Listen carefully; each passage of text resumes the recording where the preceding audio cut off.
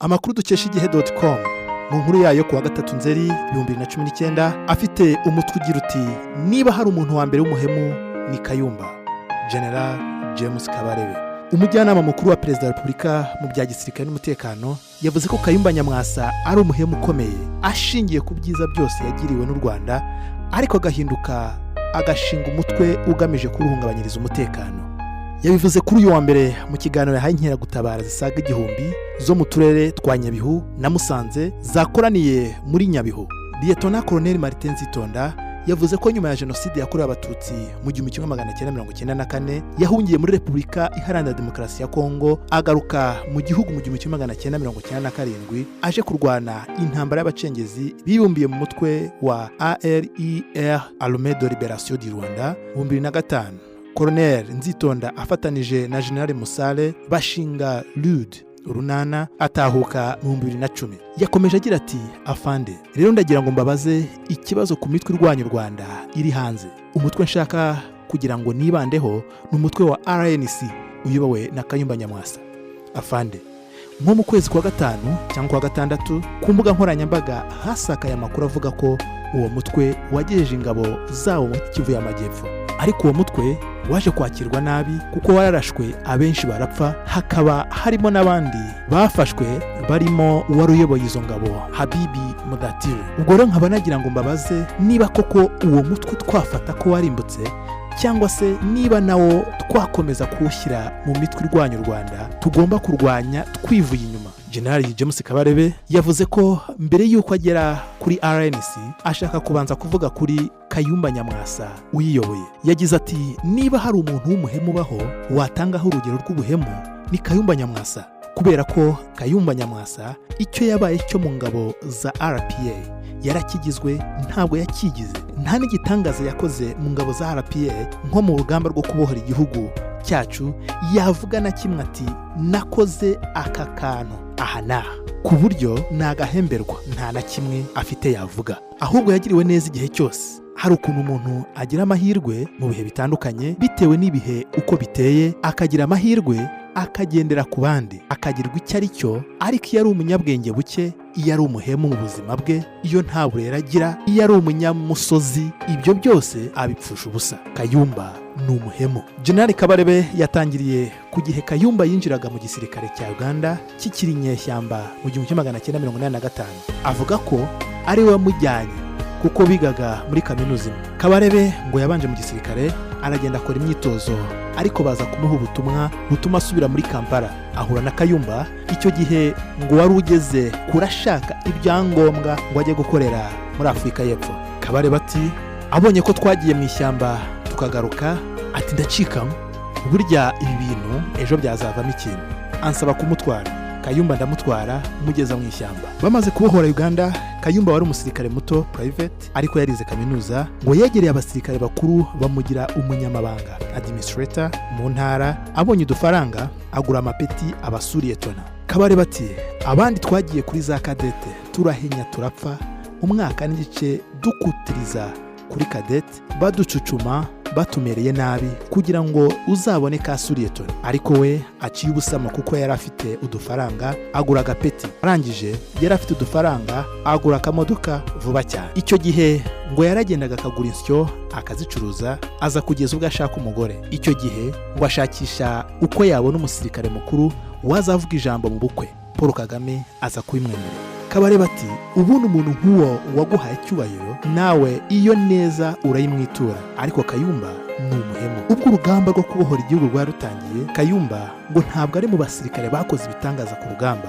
kuko nta musirikare n'umwe wamubonye ku rugamba. Ariko ngo ibyo abantu bavuga nuko yabaga ahugiye mu kwiba inka akazigurisha muri Uganda. Ubwo Kagame yageraga ku rugamba avuye mu masomo muri Leta Zunze Ubumwe za Amerika, ngo yasanze ibintu bimeze nabi, abantu bayobora urugamba ntabo. Mu gukora impinduka mu miterere y'urugamba, Kayumba yagizwe umukuru w'iperereza. General Kabarebe ati, icyo ngicyo gusa ubwacyo kuba ari we nyakubahwa yahisemo akamugira umukuru w'iperereza muri RPA, nabyo ubwabyo yakabimushimiye.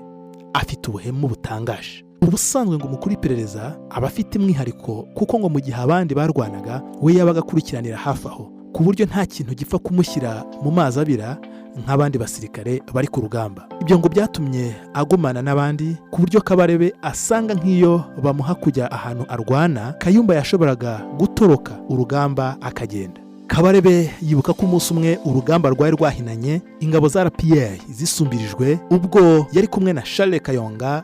Kayumba yabasanze yahiye ubwoba, akababwira ngo basubire muri Uganda bahunge. Gusa yari ataratangira kuyobora iperereza. Ati turamubwira tuti iyi ntambara izarwanwa, tuzayirwana kandi tuzayitsinda. Ni nk'ibibazo bisanzwe by'intambara, ntabwo twebwe dushobora gutekereza guhunga.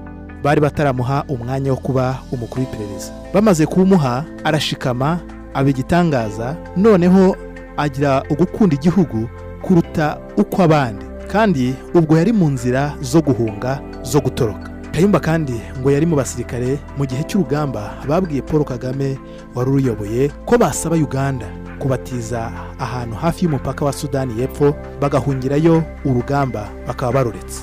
Kabarebe ati nubwo bumvaga batsinzwe, yari amayeri yo guhunga urugamba. Kayumba yari mu ba mbere basabye nyakubahwa ko Uganda yasabwa kudutiza aho hantu. Aho niho nyakubahwa Perezida wa Repubulika yafatiye icyemezo cyo kudukura aho ngaho atujyana mu Birunga. Ni nabwo kwa 23 Mutarama yagabye igitero mu Ruhengeri. Amasezerano ya Arusha amaze gusinywa byavugaga ko tugomba kuvangwa na FAR. RPA gafata 40%. Icyo gihe ngo nibwo amapeti y'inyeshyamba yahise ahindurwa agirwa ya leta. Ariko ngo hakimara kwemezwa kuvanga ingabo, hari abavugaga ko bidashoboka kuko bumvaga ingabo za leta zizabicira mu bigo byabo barimo na Kayumba. General Kabarebe ati Kayumba yari mu bantu wabonaga bavuga ko batashaka kuvangwa, ko ahubwo bareba abantu bamwe bakishyiriraho abafite icyo bazakora bari mu gisirikare. Nyuma biza kugaragara ko hari imyanya izatangwa, ko RPA izafata umwanya wa gendarmerie n'umugaba w'ingabo wungirije, igafata n'umwanya w'ubuyobozi w'abarinda abayobozi bakuru, igafata n'ibindi bigo. Noneho muri icyo gihe nibwo nyakubahwa yazamuraga abasirikare mu ntera. Kayumba abakoloneli kandi ari we uzi amategeko.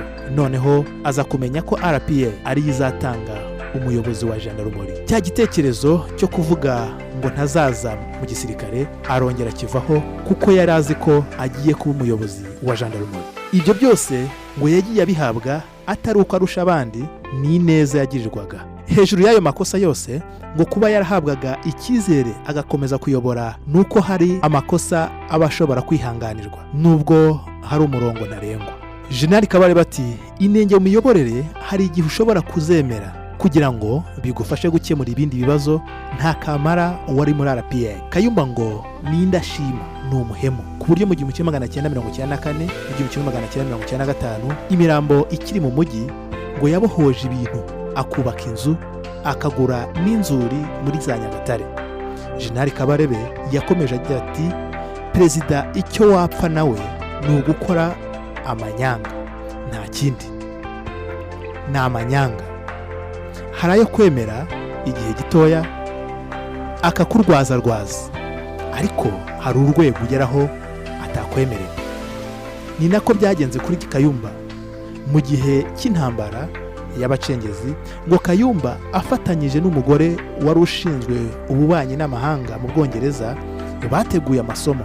Icyo gihe ngo Kayumba yakundaga kuvugana cyane n'umuyobozi bw'igihugu cy'abaturanyi.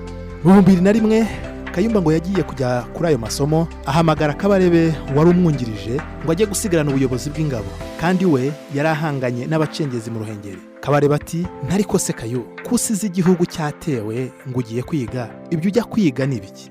Kayumba aturibaza ko intambara zo mu Rwanda zizarangira. Ambwira gutyo, ntibyari byo byose, nge ntabwo ndi buze, ushake ubisigira, ndaguma hano ndwana n'abacengezi. Ngo Kayumba yafashe inzira ajya kwiga mu Bwongereza. Agarutse mu gihugu yahise agirwa umukuru w'iperereza mu buryo bwo kumurwaza, nyuma agirwa ambasaderi mu Buhinde. Kabarebe ati ubwo kuba ambasaderi mu Buhinde yarageze ahangaha akajya kuba ambasaderi, we ni nkaho yarakajwe, yivumbuye ibintu byacitse, yasuzuguritse se icyo yagezeho abandi batakoze niki? General Kabarebe yashimiye inkeragutabara ku musanzu zitanga ku bikorwa binyuranye mu gihugu, avuga ko RDF ifite imbaraga zihagije kandi zirushaho kuba nyinshi iyo ni inkeragutabara zikomeye. Rwanda Now TV irabashimira cyane ukomeza kuyikurikirana. Mukomeze mukane subscribe kugira ngo inkuru nk'izi ngizi nshyashya zijye zitazibageraho nk'ako kanya.